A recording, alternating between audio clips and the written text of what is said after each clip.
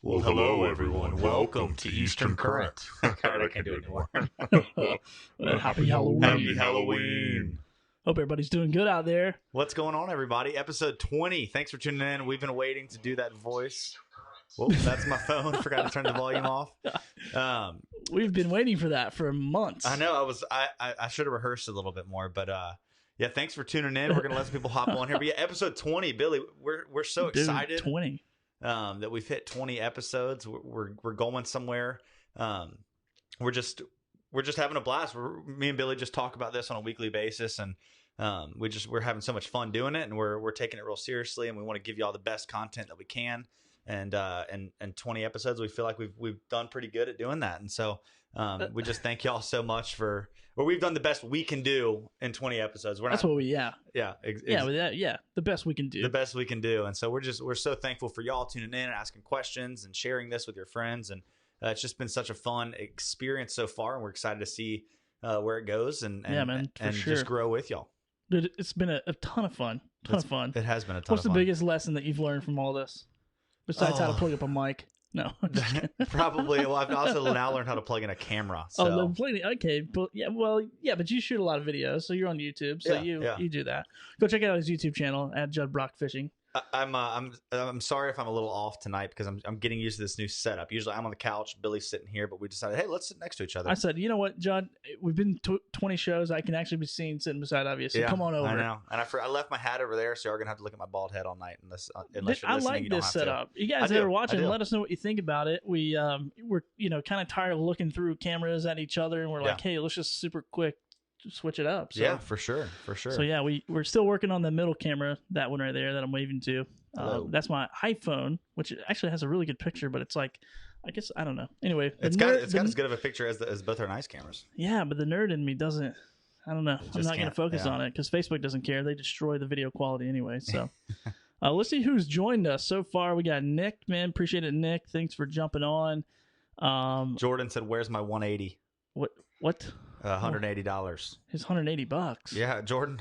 Does somebody owe him $180? I think I owe him $180. Oh my god, he's coming on the show to break your legs virtually for the $180. Jordan also said, "Turn off the light in the back." No, thank you, Jordan, but thank you for the advice. Oh no, it's cool because it looks great when you go to my camera. Right there. Boom. Yeah, I'm not turning back there because I'm a little chubby, so I don't want you guys to see my back fat. But let's see who else is joining us, man. This is kind of a celebratory episode, as well as we're going to talk about obviously trout and redfish, and kind of what they're doing here in the fall. But just wanted to shout out to you guys. We've been just hustling and bringing people on the show and going through a bunch of content and haven't really got to interact the last few shows, so we want to make sure we do that. So Nick, thanks for jumping on. Cody Thomas, if you guys see Cody comment on there, he said let's go. Go hit Cody up. That is CT Custom Lures. Go check him out. He can make some awesome flies for you. Go follow him on Instagram as well. He does some really cool bass jigs too. Yeah, dude, does really some cool bass really jigs. Cool stuff there. Roger Jones from Hempstead watching. What's up, Roger? John says he's tired of the flounder they can't keep. Bring on the trout. Hey, Roger, you should text Dodd and ask him about the deer from last week. Just text him right now and ask him about the deer from last week. Awesome. Wait, little insider can we information. Hear this? Okay. I was going to say, can we hear this story? It's a long story, but long story short, my father-in-law has been trying really hard to kill a big buck the past 2 or 3 years, and he's hunting off Sidbury Road here in Wilmington, North Carolina. Was sitting in the stand the other morning. It was super foggy. There's going to be 1,000 hunters there in the morning. Oh, it's private. It's private land. Oh, private. Okay. The biggest buck he's ever seen walked out. It was real foggy, and he like 40 yards, pulled his gun up, tried to put the crosshairs on him, and he had buck fever so bad he was just shaking, and he couldn't shoot it because he didn't feel safe about the shot, but it's been eating him up. Oh man. Well, I wasn't gonna share that story, but I'm glad I did. Hey, I'm glad you did, you're gonna get him. I like that. Forrest Gray says you've been slaying the trout. Oh, somebody in March wants to know what you paint in the box over there. I paint. I've started painting some fishing lures. You have one like sitting here somewhere? I got some over there. They're gonna be hard to grab. It's gonna be tough. Yeah. Maybe if you have to take a bathroom break, maybe you'll run over there and get one. Yeah, that's a good idea. I'll probably trip and knock all the cameras over. Oh man, let's see who else is on here. Cody, we already shout out to you. Griffin, what's up, man? Thanks for joining us. Ryan, Adam Will, Wallace, Lee, Andrew, what's up, Zachary? Man, a bunch of people shouting out to us. Thank you guys. Brendan Bennett love you fellas, or love it fellas. I thought you said love you fellas. I was like, man, I don't know who you are, but thanks. We love you too. So awesome, guys. Thank you for joining us. If you haven't already, just a little shameless plug for our Instagram page or whatever Instagram account. Go over there and follow us. We're almost to 700, I think. So if you guys don't care to share, I mean, we're not that vain, but I like even numbers. Yeah. I like the I number like that 7. even 1,000. That 1,000. No, but yeah, go check out the Instagram page. We're getting better at updating it on a regular basis. It's just we both have a lot going on in our personal schedules, and keeping up with Instagram is kind of tough. But share your photos with us. We love getting y'all's photos and sharing them on that Instagram page. So that's a huge help for us, and we love seeing what y'all are catching and getting to share it with the community. For sure, man. Well, should we jump in here and shout out to our sponsors? Yeah, let's do it. Here we go. Boom, Ceto, iStrike, AFCO, Eastern Angling. iStrike, by the way, has a code Eastern Current 10. Yes. And so they have a lot of discounts, a lot of opportunities to buy in bulk and get a discount. And then that 10% goes on top of that discount. Yep. So pretty cool. Yeah, you can get up to what can you get? 40% total with the discount? They made some changes because they just added a new gift card thing. And he told me they made some changes. So we don't really know any of those hard numbers, but just get in there and get your discount. Put your bunch of stuff in your cart and see what you say. Yeah, exactly. So Eastern Angling, Book Judson, he's tearing up the trout, as somebody's already mentioned in the comments. So go check that out. Marshware, we got something special for you guys. I think maybe we already put it on Instagram. Yeah, we put it on Instagram, but we got a pretty huge giveaway tonight from Marshware. And we'll tell you about it. Thorpe Creative is my business. So if you need any hats or custom apparel, let me know. CT Custom Lures, shout out those guys out. And then KBT Realty is a group that I work with here in Wilmington. Buy, sell, invest in property, do all that fun stuff. Buy you a house. Buy you a house. And yeah, call me if you need a house. It'll be so much fun. So let's talk about Marshware really quick and what we're going to be giving away. And here's a picture of it. Here we go. We've got the Ebb Tide jacket. So what's going to happen is whoever wins tonight, I'm going to get you set up with Logan Roberts, who's the owner of Marshware. And he's going to get you're going to be able to just custom order the size you want, the color you want. These pants are really awesome. Their shorts are made out of the same material. It's that like hybrid material, but it's a little bit thicker. Okay. Some of those thinner hybrid materials I don't love, but this is a nice hardy pant, good fishing pant. But yeah, it's $180 worth of clothing, and we're gonna give it to you for free. Yeah. So how can they win that, Billy? So they're gonna win it by we're gonna do a share? Yeah, we'll do the share. Yeah, we'll do the share. So here's the thing with the share, guys, is we figured out that it took us about 3 times to give a share prize away before we realized we couldn't bring up the shares of who shared it until after the show. So we're actually going to do another live on Instagram. That's another reason to go follow us on Instagram, which it'll go to our Facebook page. So no worries if you don't have Instagram, and we will announce the winner on there. We already announced the winner for last week. Well, we didn't announce it. We just reached out to the person who won the gift card last week for iStrike. Yeah. So we didn't forget about it. We got that going to him. And so that's what we'll do this time as well. We'll jump on, kind of do a second live to announce the winner once the show. But to be entered to win, once again, it's one of these jackets, your choice and your size, and then the escape. They might have I could be wrong, but they might have a brown too. I think they might have a gray, green, and brown, but maybe that's not on the website right now. But I know they've got the green and the gray. So. Yeah, so these are on the website. These are what we pulled off, so you can choose between one of those.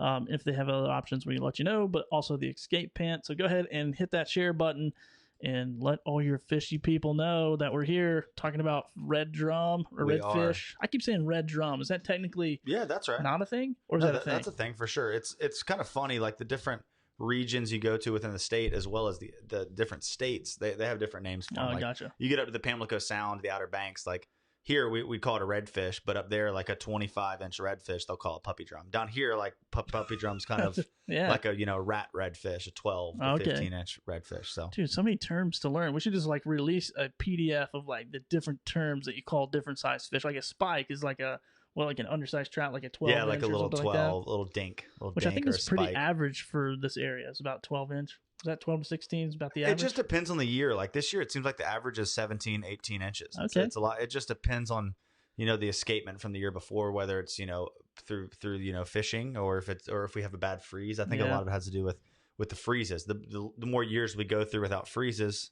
the less fish die and the bigger they get. So last year, the average, what I would have said, was 14, 15 inches. This year, I'd say the average is probably 17, 18 inches. So.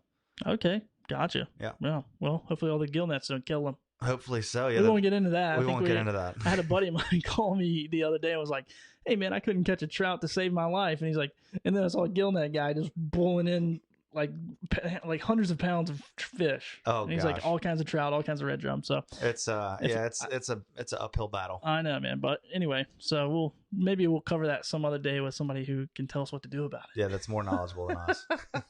We don't get too political tonight. Oh, let's see what else. Griffin says, I need a Gulp promo code. I can't help you there. We'll work on that. We'll try to. Maybe we can. Ebb Tide jacket is the best, says Matt on the market. So that is a good one. Awesome. Halloween specs. I don't know what Quentin's asking. Oh, Halloween specs, like speckled trout. Okay, that's what we're talking. Halloween specs. I was like, let's see. What do you mean? Wait, what's the measurement of my Halloween costume, or what are we talking about here? I'm not giving you my measurements. Cool. And says, Judd, do you stay pretty booked up this time of year? Oh, it's tough for me to know. Typically, I'm like, I usually go to Louisiana right now every year. So this is the first year. I haven't been here in Louisiana.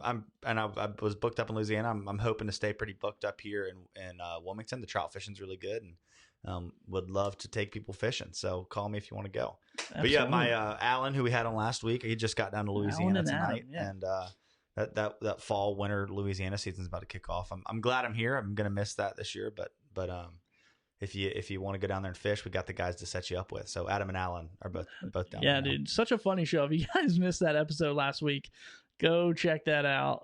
Hilarious. We talked about fish quite a bit, but we talked about a lot of stuff. So. Yeah, it was fun from the record, like hit the record button on to the very end. Whenever my wife logs on for just a second to watch, it's always when someone's either like cussing or she was like, I logged on the other night and y'all were just talking about pooping, and so I just jumped right off, and I was like, you log on at the worst time. So oh man, that's good. Our average age of the community is watching is like 25 to 65. It's kind of a big range. It's a big range. Pretty funny, but everybody poops. So sorry about it. Yeah, man, pretty crazy. Well, dude, let's get into talking about the different patterns that you see being on the water here in North Carolina and in this area. And so, dude, what areas do you cover mostly? Let's talk about that a little bit. And we haven't, in 20 episodes, really haven't talked about your business and what you do. And so maybe we could dive into some of that as well. For sure. So I kind of have a big spread of where I fish. And some days I'm real thankful for that. And other days I feel like it kind of hurts me because it's a lot of water to stay on top of, but it keeps things fresh. But I'll fish anywhere from like Jacksonville, Sneads Ferry. That's a little more rare. But anywhere from up there all the way down to Oak Island, just fishing the salt marsh inshore as well as near shore and off the beach. But yeah, that's kind of my stomping grounds and where I spend most of my time. Right now, I'm fishing a lot out of Wrightsville Beach between Carolina Beach and North Topsail is kind of where I'm running around at. Okay, sweet, man. Sorry, I was a little distracted there. I was reading the comments just to see what was going on, man. You're good. So, dude, let's talk about a little bit about. I mean, and maybe you have some stuff prepared to talk about. Yeah. I was just kind of did a little research and just my own like foot fishing and all that. I noticed that especially like for trout in the fall, it seems like I can catch trout like back in the little creeks I wade and maybe like under docks and stuff a little bit more so just like walking out and getting them. Is that what you see, like more of a push in the fall time and the winter time? Like definitely I think they're more, I mean, and just talking about trout in general, they're more of like a fisherman friendly fish. They're a little bit easier to target. They're not in as hard of places to find like maybe some of the redfish that we catch in shallow water. But there's a lot of fish that push into our estuaries this time of year, and it's a great time to get out and go fishing because there's lots of fish to be caught. And honestly, you can just kind of keep your eyes open and see where other people are fishing and maybe kind of follow those trends and figure out where the fish are pretty easily. But yeah, fall speckled trout fishing is pretty awesome. We've got them all year. You can catch trout all year, but they're kind of tricky in the summer. Yeah. You got to a lot of times fish early in the morning or late in the evening and really know the little small zones to target. But in the fall, inlets, like around the inlets is just a key area and getting into that moving water for the most part, at least around the Wrightsville Beach, Topsail, Carolina Beach area. So gotcha. Like you're saying, you can hit them from. I'm just kind of rambling here, but no, you're good. But you can hit them from the beach on your or fishing around some of the inlets that you can wade to. You can catch them on the boat. You can catch them from a kayak. They're a real easy fish to target and a fun one to catch. Yeah, man. I've been doing a little bit more fishing. for trout, especially since we've been doing all these shows, man. It's getting me fired up. I'm just like, man, I got to get out there and, because I was always under the mindset, well, I can't catch these fish because I don't have a boat, or, it's like so difficult to like get a kayak and go out all the time. So I was just like, I'm gonna just wade fish a little more often and try to get out there, little more and do, just getting out there and doing it, and finding it. And so, I feel like the same thing. Like I always just look for that bait, what's lined up against the beach or the bank, and trying to fish that area. Even if it's like heavy bait, I've still been trying to fish it. And, as a super novice or novice, however you say it. Novice. I've been, decently successful at catching some type. And you've got such a tight time frame to be able to get out there and do it. And then, dude, it's insane. That's kind of the cool thing. With a little bit of head knowledge, you can get out there and around some of our inlets and whatnot and catch some fish pretty easily. So yeah, man. And we've been getting out there. I mean, if I go, it's like I go like mid tide. Yeah. Like whatever the tide's moving, just like right dead in the middle, and then I just fish it till the high tide or low tide or whatever. Sure. So that's what as far as like walking on the beach, that's what I found to be. Yeah, and getting to access the areas you like to fish. Yeah. A little bit easier that time. Yeah, man. And then getting in trouble walking those dock lines. Yeah. Which actually, you got to get at night with a black hoodie on, black pants, no light. So a little bit of real estate knowledge for you, though, for some people who have questions about that, because this is a big question when people are talking about going and walking, and they'll go, "Oh, you should go and walk under docks and stuff like that." And people go, "Well, isn't that private property?" No, man, it's legally in North Carolina. Since that, it's considered like a highway. So, yeah. Oh, gotcha. Yeah, because you can like commerce and everything. It can go from one place to another. So like where I'm from, Tennessee, there's a river with a dam. So it's not. So the people own to the middle of the river the land. So you can't anchor down on it. You can float over it. But here you can fish up to the high tide line. So as long as, I wouldn't recommend there. I mean, a person told me like, hey, you can legally pull up to that person's dock and sit on it if you want, because it's on state property. Oh, really? I never heard that. I would not try that. I mean, that might get you in trouble. I have done that a few times during some lightning storms in the summer. Pulled up. But dude, I know some guys that will literally go out and just slay some drum, and there's some really good places where they'll just go and walk people's docks and kind of wade around and just fish. A lot of times from the backside, from the bank, fishing out to those docks for the redfish is the best way to do it. Even when I'm on my boat, a lot of times I'll pull in past the tip of the dock and fish back out instead of sitting on the tip throwing in. A lot of times they're sitting on the dock comes out, you got your walkway, and then it kicks out onto the base of like where you're going to sit and hang out on the dock. And those inside corners a lot of times are some of the best spots to fish. Well, dude, that's my knowledge of trout fishing right there. Yes, sir. Yes, sir. as far as walking. You got some questions on there? What's going questions. On? Inshore, got any fall night fishing tips for areas with no dock lights, lures, colors, etc.? So there's kind of two thoughts. One thing that I've had luck on at night is some baits that maybe have some noise. Topwater plug. I have not fished this, but I've heard that it can do pretty well at night as a rattle trap, which is a bass bait that's kind of people have started throwing.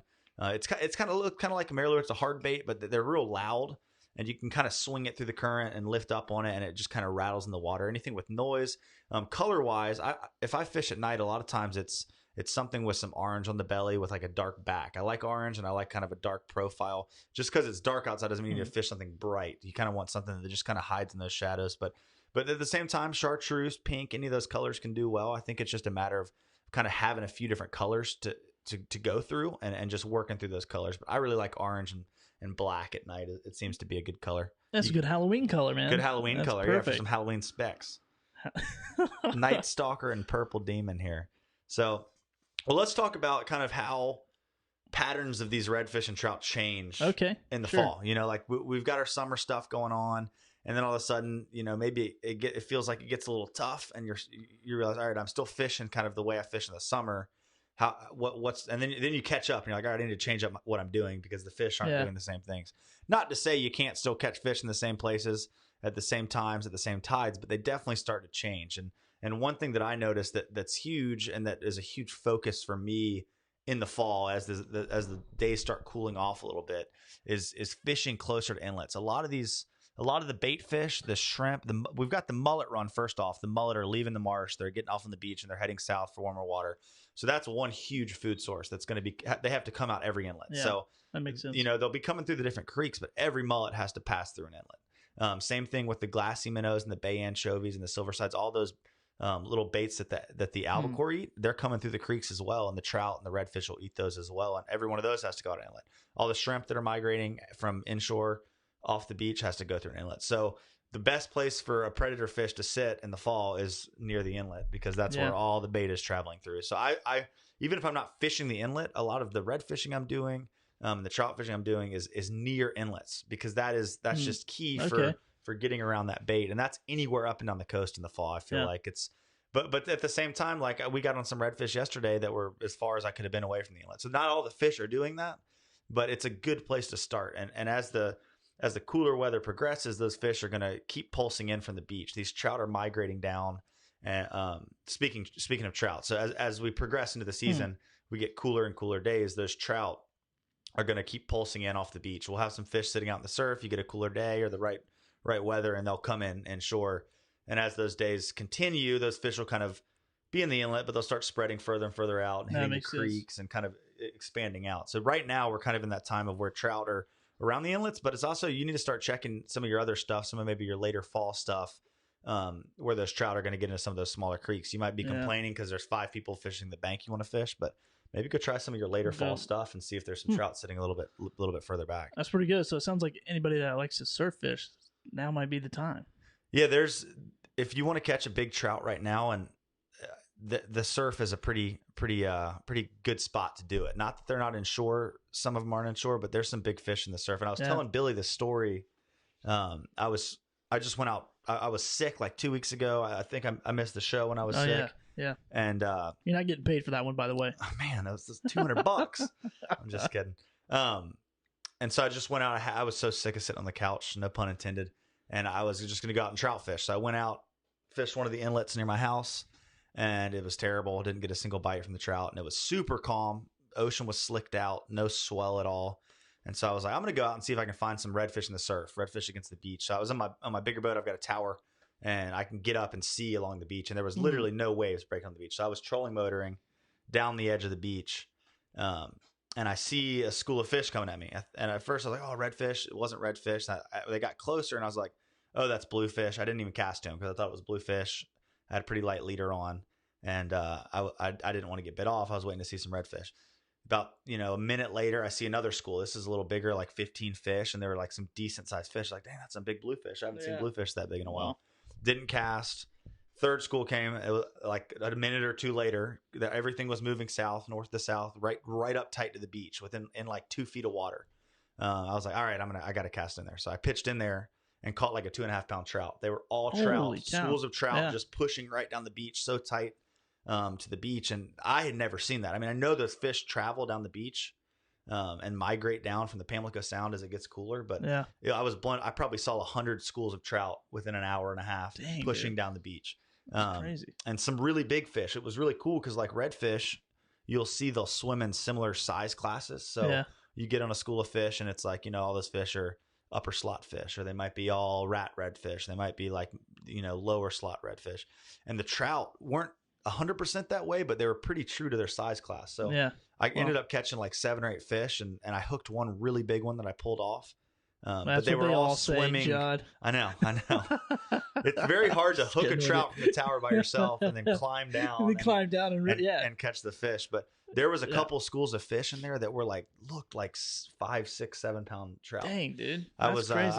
I was geeking out. I called Ryan Christopherson, who had on the show, because the little ones were eating pretty well and the bigger ones were spooking from what I was throwing to them. And I was like, what do I need to throw to these fish? I can't get them to eat. What do I need? I've never done this before. And unfortunately, I didn't land one of those bigger fish, but it was just cool to see how those fish were moving down the beach. They were packed up and they were actually swimming. They weren't holding. They were swimming down the beach, swimming south. It was really cool. Yeah, that's pretty neat, man. That's pretty awesome. We'll see what these guys are saying here on our chat. Here's a question from Cody. It says, would you rather fish the wrong tide in the right location or the right tide in the wrong location? Oh, that's a good one. Is there such thing as a wrong tide? That's my question. There can be, tougher tides for sure to fish. That I wouldn't want to fish either one of those, really. I want to fish the right spot at the right tide. No, I would say probably, I would say it's 50-50 on each. I know that's not a good answer, but you might be fishing the wrong tide at the right spot and be able to pick a fish or two out of there. and you might be fishing the wrong spot at the right tide and be able to pick a fish or two out of there. But I think aligning those two is that's when you're going to have your better success. I mean, I think that's key to trout fishing, as well as red fishing, is being in the right spot at the right tide. And not that they won't eat, but I think, and even with the trout, they move around as that tide changes. Just because at the beginning of a fall you're catching them, on this one seam along a bank, doesn't mean they're going to sit there the whole falling tide. If you stop catching them, don't leave and go to another spot. Drop back, pull forward a little bit, work around. Yeah, I think to have really good success, for the most part, you need to combine those two. Yeah. To each other. Yeah, I know when my father-in-law was in a couple of weeks ago, and we were out fishing, and that was kind of the case, man. We went at a certain point in the tide, and somebody else was fishing like deeper into the area where we were fishing at, and you can see him back there catching some fish. And I'm like, dang, man. You know how it is. You're like, oh, wow, good, thanks, guy. We need to sneak in there a little tighter to that guy. Yeah, so so I just started making my way up there. Well, he started making his way out, and he was like, yeah, caught whatever up here. And then he started explaining to us that he goes out there and fishes just all the time until he like dials it in. And then he's like, even that, he's like, if they're here, they're here. If they're not, like I just keep fishing it, but typically I can't find them. So for sure. But that was that one area. But what you're saying, it's like the tide was moving out, but he was still catching them pretty deep in. And then as he like moved out, he kind of moved out with the fish. He kept catching fish down the line for sure until the water was out the inlet area. For sure. And like you just made a great point. It's like if they're there, they're there. That's the big thing with any fish. If they're there, they're there, and you're going to catch them. If they're not there, you're not going to catch them. Yeah. But with trout, for sure, it's like we're getting these pulses of fish coming in out of the ocean right now.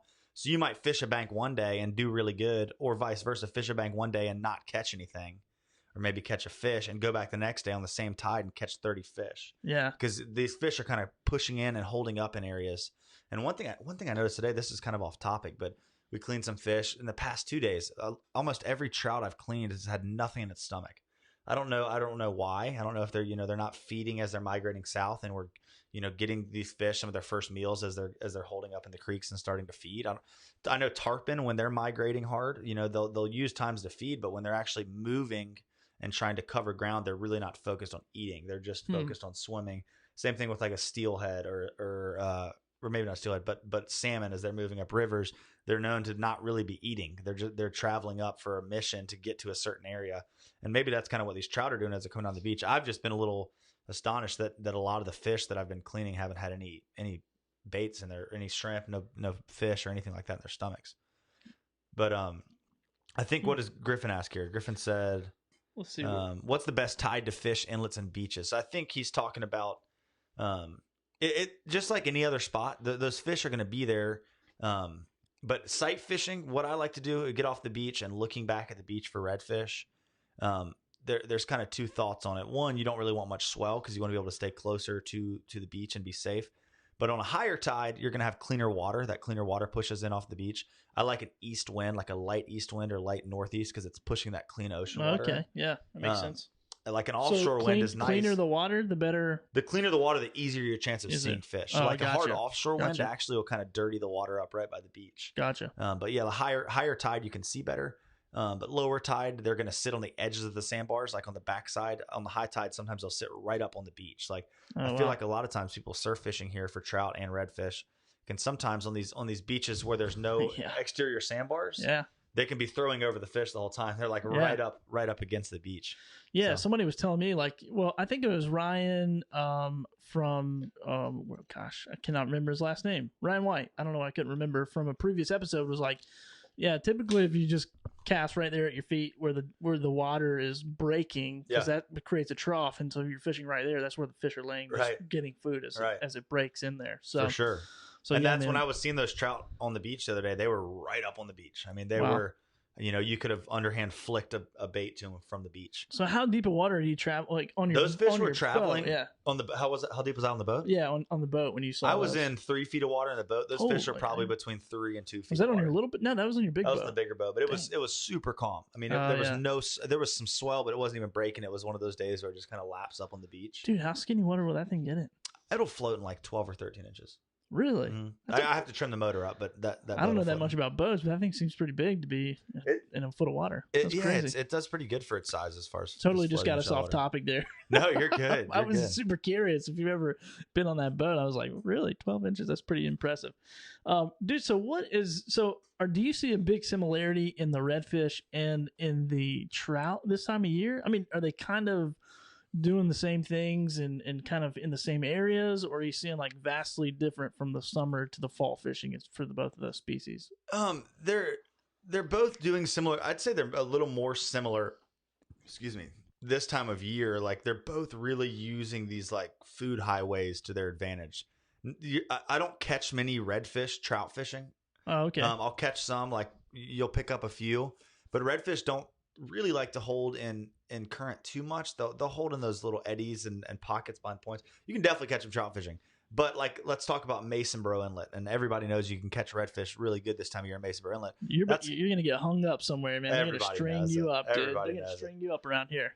But it's they're doing the same thing the trout are. Well, the trout are transitioning in, but there's a lot of food still coming through those inlets, so it's holding their interest, and vice versa. Those redfish are dropping out of those inlets, and then the big redfish are swimming down the ocean and holding up on those inlets because there's food, coming through those zones, and they're going to put themselves in the best place that they can possibly be to eat and to rest, to eat and rest, eat and be able to rest. So, but definitely to eat, because that's really all they care about besides spawning. Yeah, I always kind of say, especially freshwater trout fishing in the mountains. That's what I always look for. I always tell people, like, think about it. You're at a restaurant. You're not chasing the waitress around for your food. You want her to bring it to you. Yeah. So, like, where's that fish going to sit where the food's going to come to them? I like that. So it's like, I'm not going to chase her around for my steak. She's going to bring it to me. I've seen some people in restaurants sometimes that'll chase the waitress around a little bit.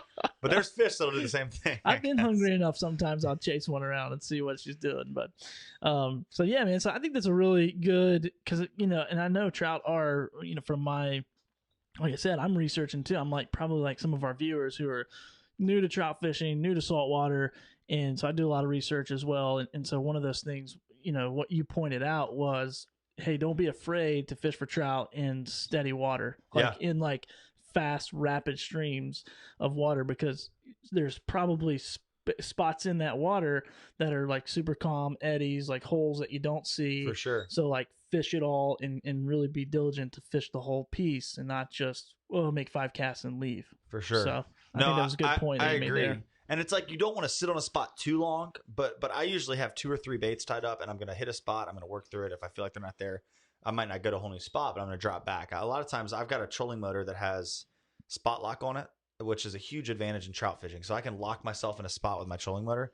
But then if I want to work down a bank, I can get against that current, and there's a north button, so it'll hold a heading. Yeah. So I can just put it on a speed that's less than the current.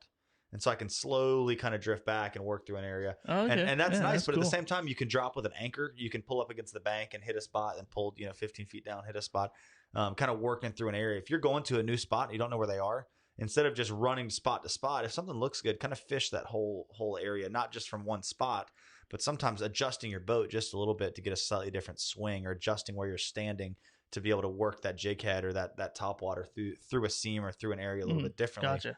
Can be the key. Like that played huge today for us. I was out fishing with a buddy, Travis, and we kind of struggled throughout the morning, and we got on this one spot. We were catching some fish, and my trolling motor actually died. We caught like 2 fish in this one spot. Like died or battery died? Battery died. Oh, okay. And so I was like, well, we're going to have to pull it up on the bank. I don't have an anchor. So I pulled it up on the bank, and we started swinging some baits, and we were catching them behind the boat, like way down current of the boat. And it's a lot of times when you're trout fishing, you're throwing across current, letting that bait kind of work through the current. And then when it gets behind you, you're reeling it in. But this was a whole new way for me to catch fish. I'll tell you exactly what we were doing. We were throwing DOA shrimp, red flake DOA shrimp. And we were throwing them down current. And we would twitch it twice and open the bail and let it fall. And then stop it and twitch it just a little bit. So pretty much working a similar way to where if you're throwing it, this is kind of hard to explain, but if you're throwing it at the bank. But so we're just letting it drop back, but still keeping it deep. And we caught probably 20 or 30 fish fishing behind the boat and current, which was, but it was the way the bait was working through there. The fish seemed to like it more than we were sitting on the outside, throwing at the bank and swinging it through there. So it just fishing one area from a different angle can change your success for sure. So yeah, dude, that's crazy, man. I'd like to do that sometime. That'd be a fun thing to like see what you're talking about, like up close and personal, and see how that would work. Definitely. So I might have to take you. Maybe, man. If I can find a day free that you're not booked up, we'll have to go, man. I know. So, so you mentioned the DOA shrimp. Mm-hmm. So that's what you've been using for trout. Is it also you use that for redfish too, just in a different spot? I don't use the DOA shrimp for redfish too much, but for trout this time of year, I honestly I throw a jig head a lot and a soft plastic a lot. Yeah. But there's some days where the fish aren't on the bottom. When I'm really targeting fish that are deeper, I'm throwing a jig head. The DOA shrimp sinks a lot slower, and so you can fish that mid water column better. And is there different weights in the? There are different weights. They have weights in them, right? Lengths. Yeah, that's what I was thinking. I can't remember the exact weights of them, and I'm so bad about knowing the weights of my jig heads too. I just look at them and I know about how much that one sinks, and I know about how much that one sinks. But remembering the numbers in my head, I'm like, I can't do that. Just when you've done it so much, you're like, yeah, this one's gonna sink deeper. Faster. I need this one in this current. This one, yeah, I just don't know all the numbers to them. So that's just a confession to everyone out there. I'm terrible with that, but just being able to adjust sink rate for trout is real important. So having a couple different weight jig heads, having a couple different lures that sink differently. But I would say at any given time when I'm trout fishing, I'm going to have a red flake DOA shrimp tied on. I'm going to have a eye strike redfish eye jig head tied on, and I'll have a few different colors. I've been doing really good on opening night, which a lot of different companies make an opening night color, but I've been using the Z-Man swimming trout trick and the trout trick. There's a fried chicken color. It's like a tan with a chartreuse tail. I feel like people are just like writing as fast as they can right now in their notebook. Like, oh, God, I gotta find it. The colors are working really well. This is like the most asked question that I get all the time. And, for anybody that wants to send me a message and ask me a question, like, I'm just going to refer you to Judd or somebody else that knows what they're talking about, because I just do what they tell me. But there's so many good colors that work. So many. And I think it's just like go and get a bunch and just try. Like you said, like, for sure, take 2, 3, 4 rods with you and just get out there and figure it out. And a lot of it has to do with just the confidence in a color too, or even just a bait. But I always my kind of mindset is the clearer the water, and this isn't always true, but the clearer the water for trout, the more translucent of a bait I'm going to throw. So not as bold and dark. And sometimes that's not the truth. I mean, that's not what pans out. Sometimes a dark bait is what they're going to eat the best. But recently, like earlier in the morning, I'm getting away with like some bolder colors, some chartreuses, some dark brown, some tans. But then as the sun gets brighter, as it gets later in the day, like the opening night, there's a new color that my buddy Travis was fishing today, and another day when we fished together that was crushing it, that I've never fished, but it's a Z-Man color called Shrimp Po' Boy, and it's like a red flake, the DOA. I've heard really. I think Zach Kirby actually used that. He likes that one. Crushed some redfish one time we went fishing. It's a good looking color. So apparently the red, and correct me if I'm wrong, but I think red is the first color to disappear in the water column. Sounds familiar. So it gives it a tint once it gets down there, but it's pretty translucent. I think that's why the trout love that DOA shrimp so much. Yeah, that's pretty sick. But it's a real translucent. Procure. Yeah, I like Procure. Yeah, I don't fish it as much, but Travis every 15-20 casts he was putting Procure. He was put on it. Yeah, and I'd say he outfished me a little bit today. So I haven't caught a fish without Procure. Really? on a soft plastic. Have you tasted it? It's pretty good. Procure. Yeah, I think I've actually had some on accident. Your sandwich. Yeah, on my sandwich. Take the mayonnaise off and spray some. I don't know what that is, is, man. I don't know if it's just like chopped up fish and shrimp or like what are they? I don't know what they put in that stuff, but it's so gooey and. Dude, it just reeks. Oh my God, it stinks so bad. It does stink. But dude, it works, man. Like if I'm not catching a fish, I'm like, oh yeah, Procure. And of course I put it on there, man. Yeah. I'm it's expensive, but I'm like, I'm just like put a little in the belly, put a little on my hand and touch my rod with it, like whatever it takes. Travis was even saying too, he's like, if my lure gets real slimy from a fish, I try not to handle it too much. Like keep that fish slime. Oh, keep that smell, keep that scent. I'm a total believer of scent, but I'm not a huge like user of it. Yeah. So I'm not an addict yet, but I think if you're catching fish without it, then good for you, man. Well, I think one place where it shines for the trout is like maybe you're fishing a bank with it, like an inside bank where the current might be sweeping out around you and it's a little bit slower. Yeah. Where those trout are actually able to swim around a little bit more and whatnot. I think scent really plays a role in there. But in that heavier current, those fish are sitting there holding that current. I think they've got a split second to eat. And I think the scent, I mean, it definitely doesn't hurt, but I don't think it's quite as necessary in the heavier current. Yeah. And what shape, somebody asked this question, John did here, what shape of paddle tail or soft plastic works best for you that you've seen? Oh, I like usually, for the trout, it just depends on, a paddle tail is really nice, for sure. But also like the trout trick's a great bait. Yeah. But you can get creative, man. Like the trout trick is nothing more than like a bass worm. It's like a trick worm or like a Cinco worm. And I've caught trout on Cinco worms. I've caught trout on trick worms. Like a lot of those bass baits or bass worm baits, you can bring them over and use them for trout, and especially some of the floating worms where that jig head's going to be on the bottom, but that worm's sticking up off the bottom. I think that's what I love about that Z-Man. Their paddle tails. It's yeah. Like, I was watching it the other day, and I was like, because somebody had mentioned it on the show, and I never, and I think that's one thing that I learned was like, hey, slow down, like go chuck your bait in the water and actually see the action and see what it, see what the movement of your rod does and see what you're producing, which I just never did. I just chug it out there and whip the snot out of it and never catch a fish. And then actually like slow down and like pay attention to what it's doing, whatever. My success rate came up a little bit. So.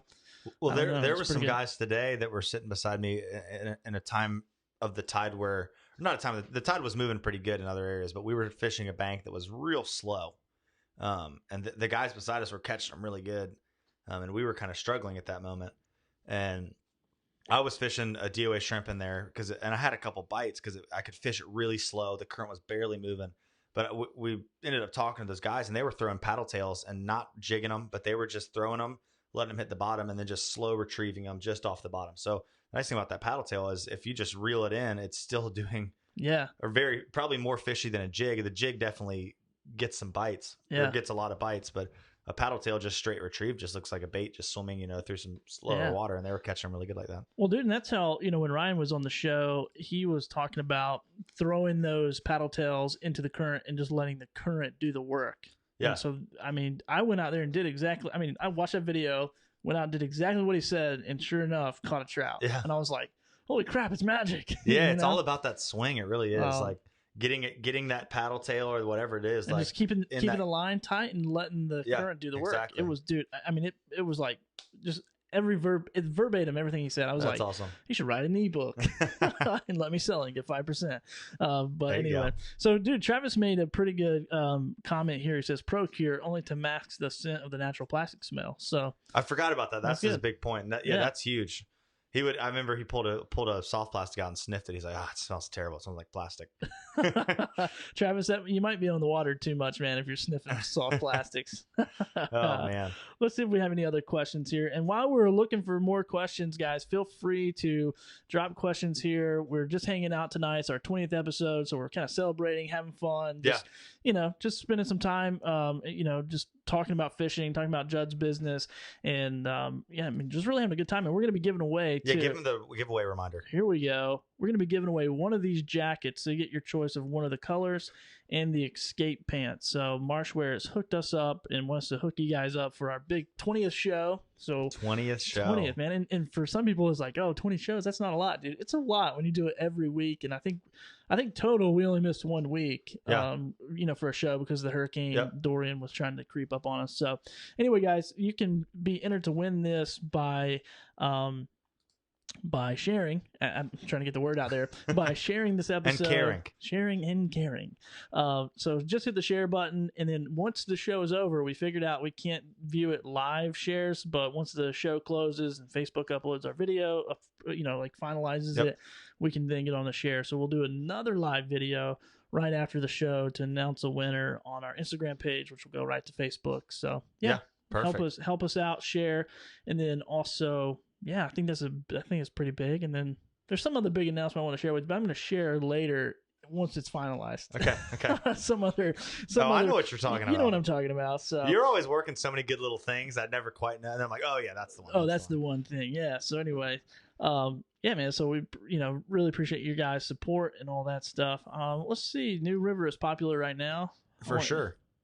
So Joshua Alexander said that. Let's see what else we got. Here we go. As winter approaches, should bigger paddle tails be used? 5 or 7-inch Z-Man diesel minnows. Bigger baits. I'm a firm believer of big bait, big fish, and I think that at any given time, throwing a bigger bait's not a bad idea. A smaller trout will eat a a real big bait. I was fishing with Ryan Christopherson, and he was throwing the largest spook that I think he actually just logged on here. Sorry, Ryan. I was throwing the largest spook man has ever seen. He was throwing the largest head and spook that there is, and had a little, pound, less than pound fish choke it. And I just hit my camera pretty bad.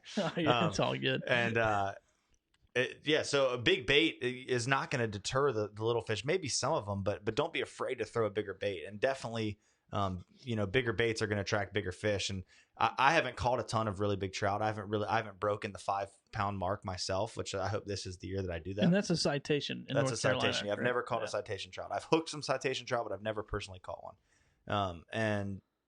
So that's a goal. That's the goal. 5 pound. But from what I've heard from a lot of people that have caught a lot of those big trout, is bigger baits at the right time can really help produce those larger fish. Dude, has anybody out there, since we're doing this live and hanging out, has anyone caught a 30+ inch trout this year?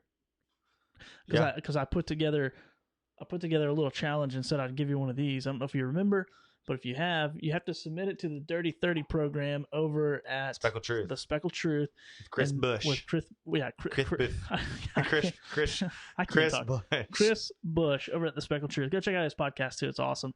And then so anyway, you got to submit it with him, submit it with us, and then we'll give you a mug. Give you a mug. Cool. I'm just the promoter it's such of the show, bro. I want one of those. I'm gonna catch a 30. I don't want to buy one from you. I don't want you to give me one. I'm gonna catch a 30-inch trout and you can give me one. Dude, so absolutely. Call me in about 40 years. Call me in 40. Hopefully, man. Hopefully we'll start seeing some 30-inch trouts around here. I think some changes have to be made, but we'll get into all that stuff later.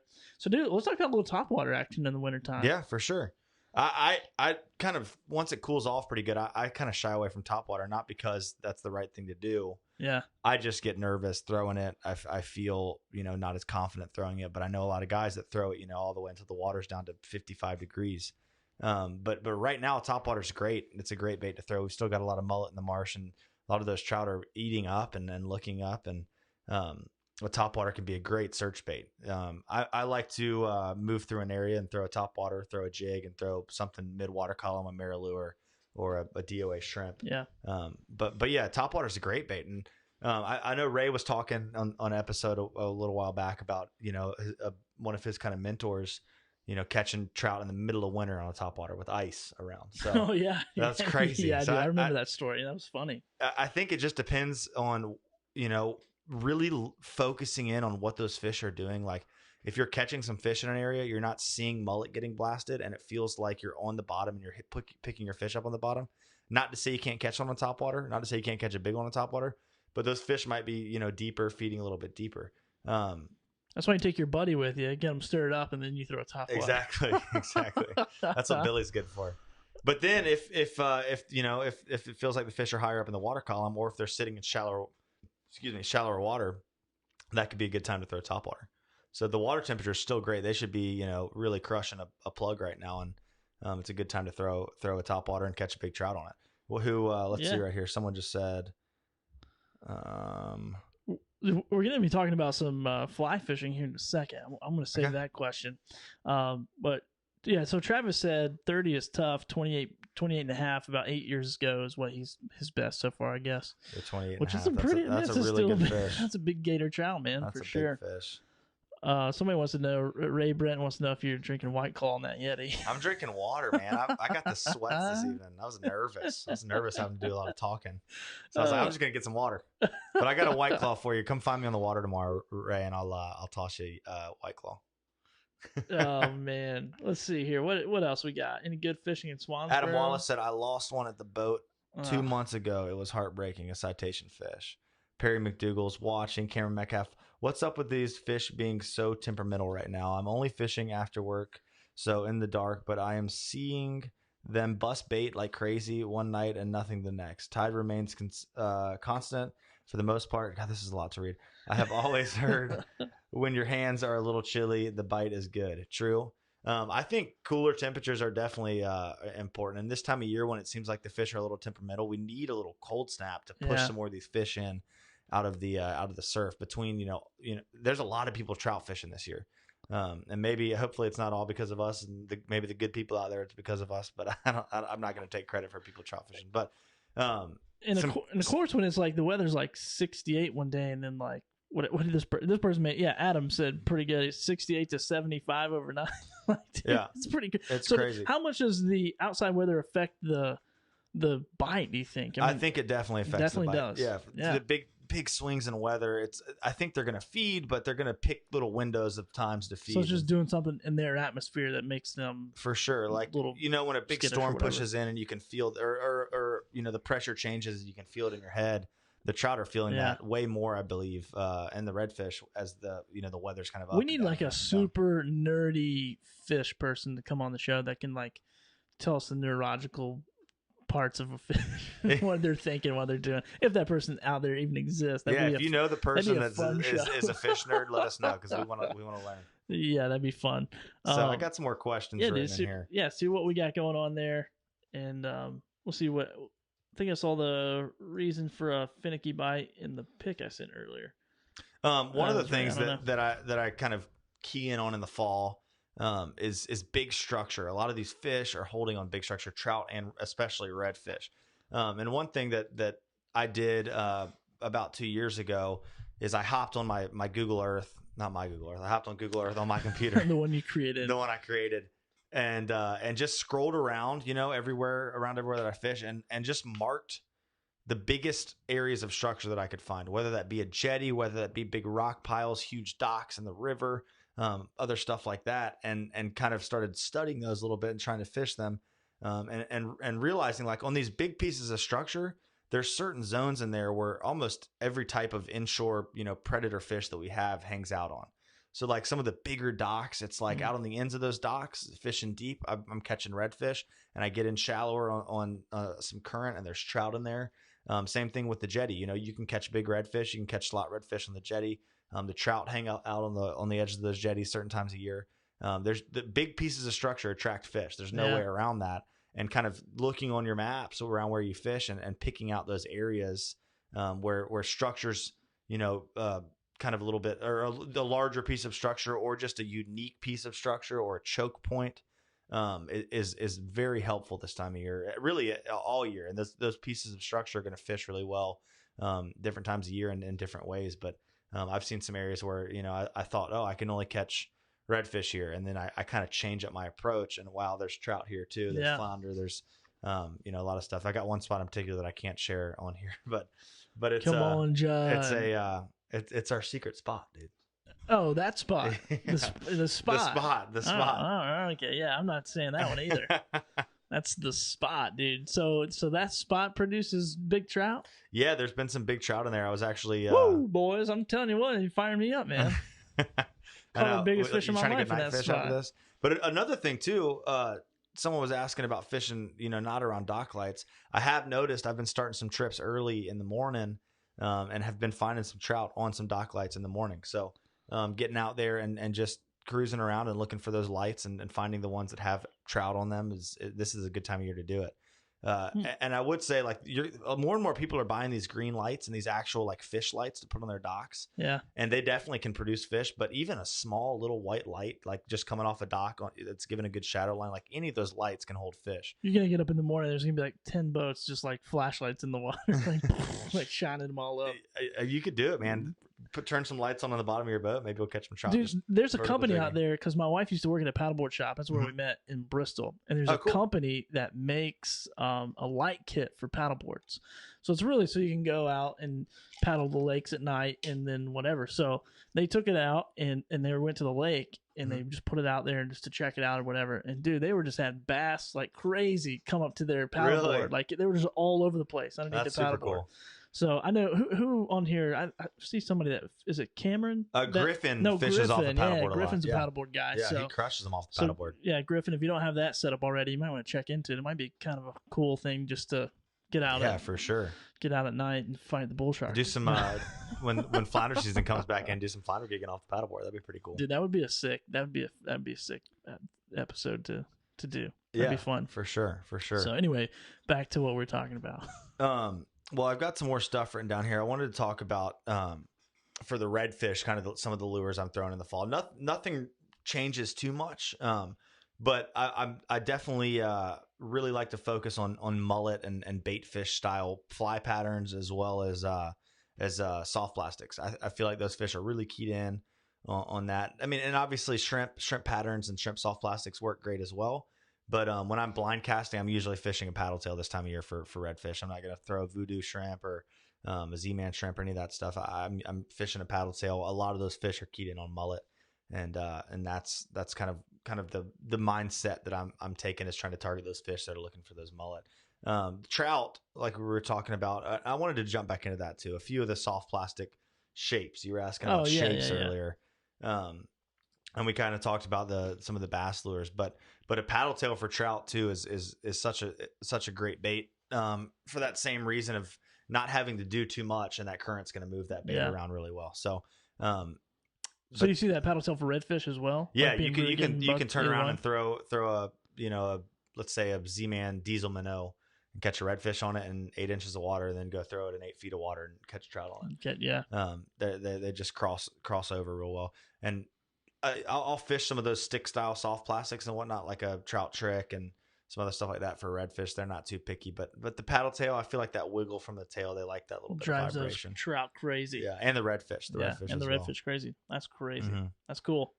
Do you ever? So while we're talking about bait, still, I was thinking about. Do you ever go out with any live bait or any fresh cut bait or like cut bait, anything like that? Or for the redfish this time of year, I do a lot of bait fishing around those inlets, like on the jetty. I'm just trying to pick up some of those 40 plus. Yeah, some of those citation bulls. Yeah, it's funny. Like redfish are kind of like just big dogs, like big bulldogs, and you kind of just toss something in there, like, it smells good, I'm gonna go eat it. And I'm just gonna get that. And trout, it gets so much more technical this time of year. It's crazy. But one thing So fish. Let's talk about fishing, like the jetty for redfish, and fishing bait fishing. That's where I'm doing a lot of my red fishing right now.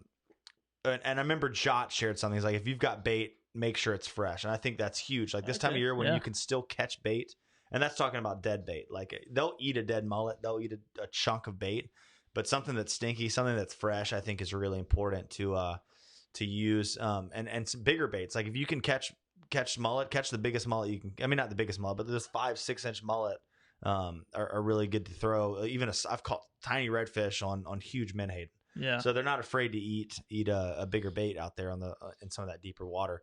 But yeah, some of the other stuff that I've seen people throwing out there, like chunking up menhaden. But I got a buddy that likes to go out, if he'll trout fish in the morning, he'll catch lizardfish. He'll cut those lizardfish in half and fish half lizardfish for those bull redfish. Which I was like, that's genius. That's a great way to get rid of the lizardfish. Yeah, I'm in. Get rid of the lizardfish and catch some big redfish. Dude, I wish I'd have known that. I should have chopped up like 15 of them the other day. Oh my gosh. Let's see. Ray Britton just said, approach the lights from a long way off quietly. That's huge. Yeah. So I think a lot of people have the problem of kind of just running right up on the light. Okay. And then you're like, the lights only have jacks and redfish, or jacks and redfish. That'd be pretty fun. Small baby jacks, a lot of times, pinfish and bluefish on them. But those trout, man, they're on those lights. But if you come up on the lights too hard, you're going to spook them every time. They're way smarter. And even just running the trolling motor hot, you can a lot of times easing in on them. You'll see something that looks like a trout, and you get up there and you're like, it's just pinfish. But those trout will push, fall back into those shadows if they feel threatened or feel like a boat's coming in on them. So even like not trying to see the fish, like it's nice, it's fun to get up there and look in the light and be like, look at all these trout. But if you can sit back, like Ray's saying, and throw a long cast in there, the trout are going to be way more likely to eat it than like getting right up tight on the light and trying to like sight fish and trying to bass fish for them, pitch it under there, underhand flick with a bait caster. Yeah. So, let's see here. Good paddle tail right now. I heard that live shrimp in the late winter is key to catching the big trout. Is that true? I think live shrimp are always great. The thing about fishing live shrimp right now is there's so many trash fish still around. Oh yeah. The trout are definitely going to eat them, but you've got so many lizard fish and pinfish and puffer fish and stuff that just tear through them so quick. But live shrimp is key, and a lot of the big fish that you see caught around here come on live shrimp. Another thing that I learned from a buddy, I didn't develop this, but fishing and my buddy didn't develop it, but fishing live mullet under a cork in the same areas where you're popping cork, like a popping cork, a popping cork. Where's Jordan Nason at? Is he on here? I love you, Jordan, if you're watching, and I love your love for popping corks. I do too, man. if you're tired of throwing poppy, keep throwing poppy. If you're tired of throwing the poppies, just keep throwing them. Dude, it is 9 o'clock already. Can you believe that? Is it really? We've just been gabbing and gabbing about fishing and who knows what else. Well, what else should we cover here really quickly? I don't know. See if there's any last minute questions. When you're targeting reds in the winter, do you stay in the marsh or move to the creeks? In the wintertime, those fish, for the most part, are going to school up. And they're going to be in areas, they'll be in the marsh and they'll be in those creeks, like those creek estuaries, but they want to be in an area where if the sun warms up a shallower flat, they can slide up into that flat, but they can also pull off into a deep hole if it cools off, or as the tide drops, they want to stay in that school. And a big school of redfish isn't going to stay up in 8 inches of water at dead low tide. So they want a nice area where they can drop off.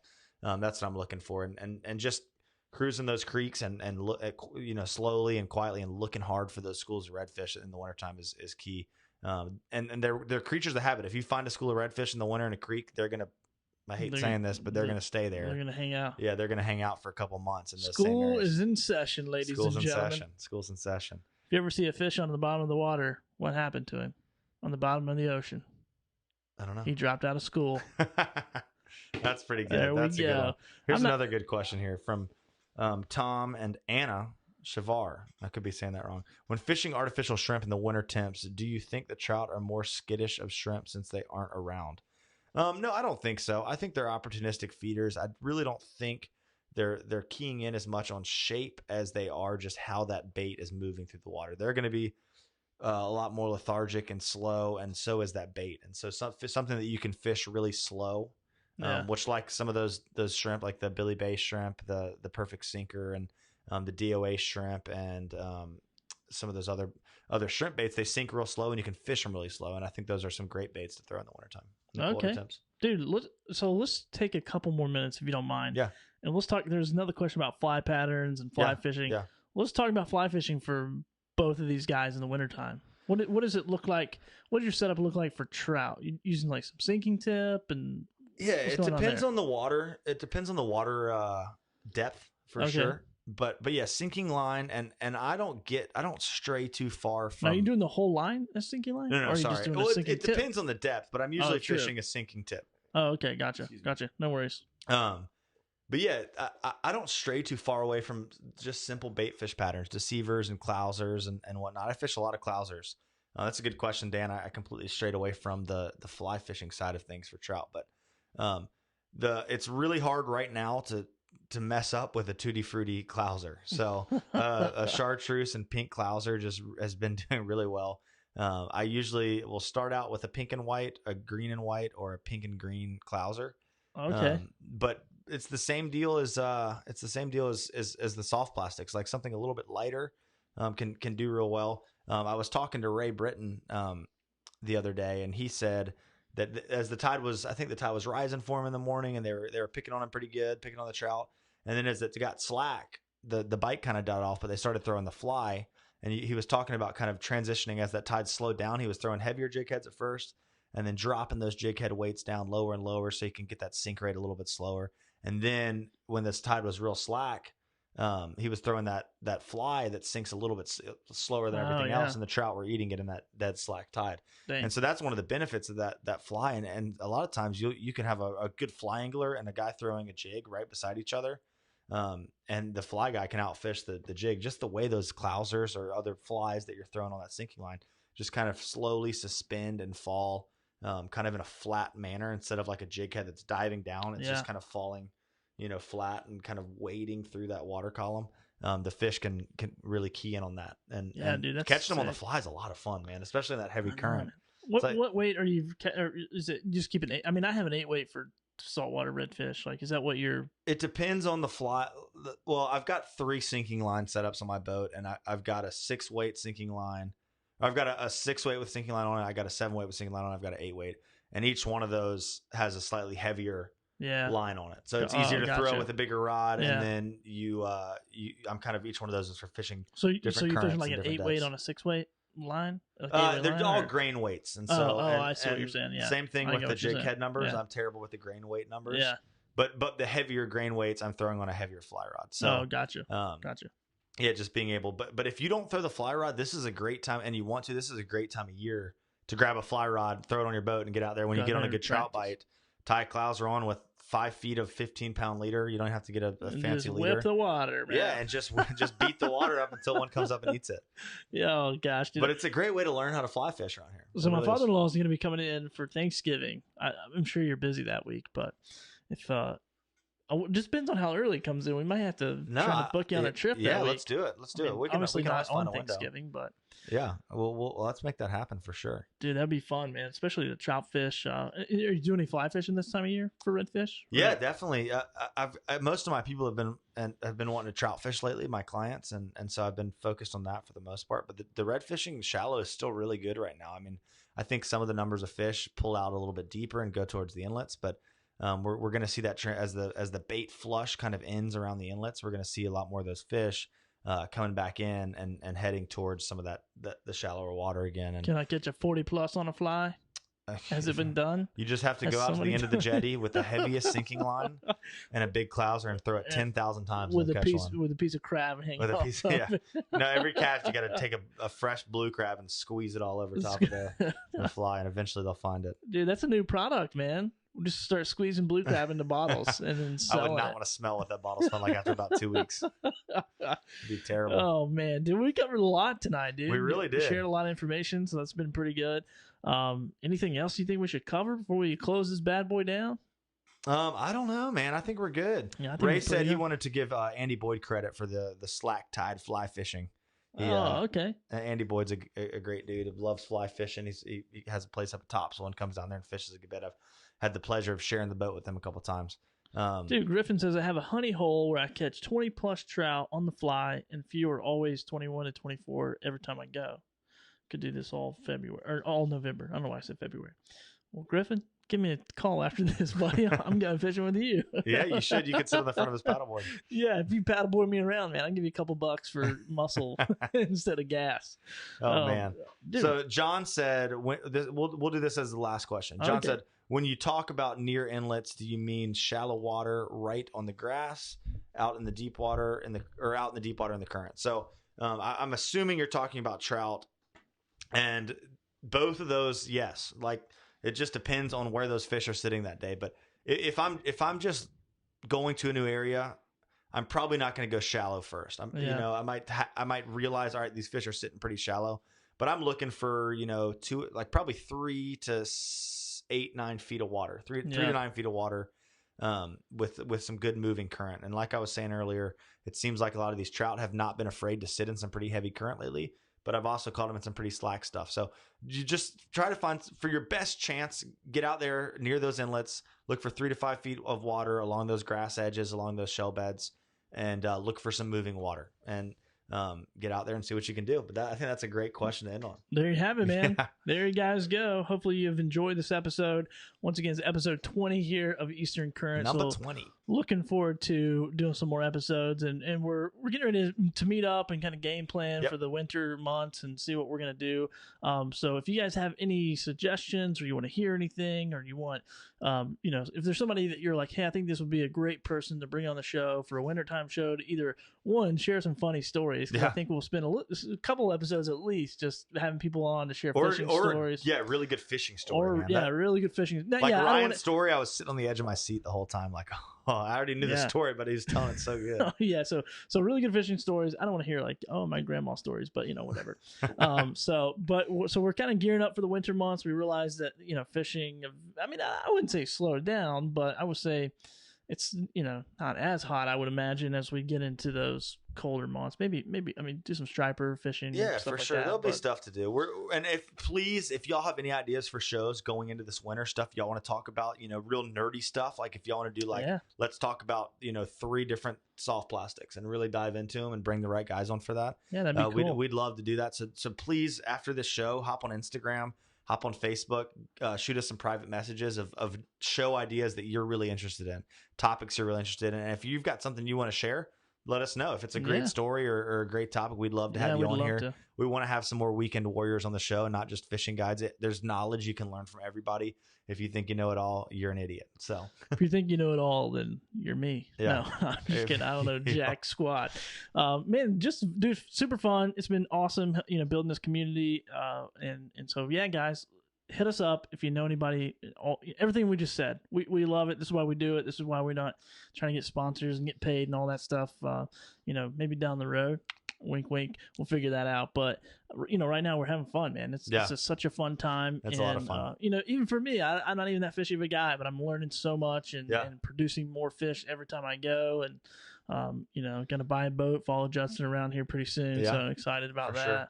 Sure. I saw that GPS tracker you put on my boat. Just boop, right underneath the gunnel there, man. Just ready to go. So anyway, but hey, guys, one last chance to go share right now. Go share this. What are we doing? What is this? Some type of show?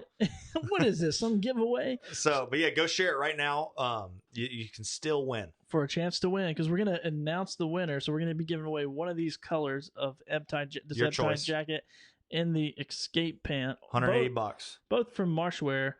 Super generous of those guys. Super big fans of the show and support us, and we really appreciate it. For sure. And we're gonna send your information right to them. They're gonna pack it up and send it to you right in time for Christmas. Yeah. So, or maybe before. I don't know. Probably before Christmas. I hope it's before Christmas.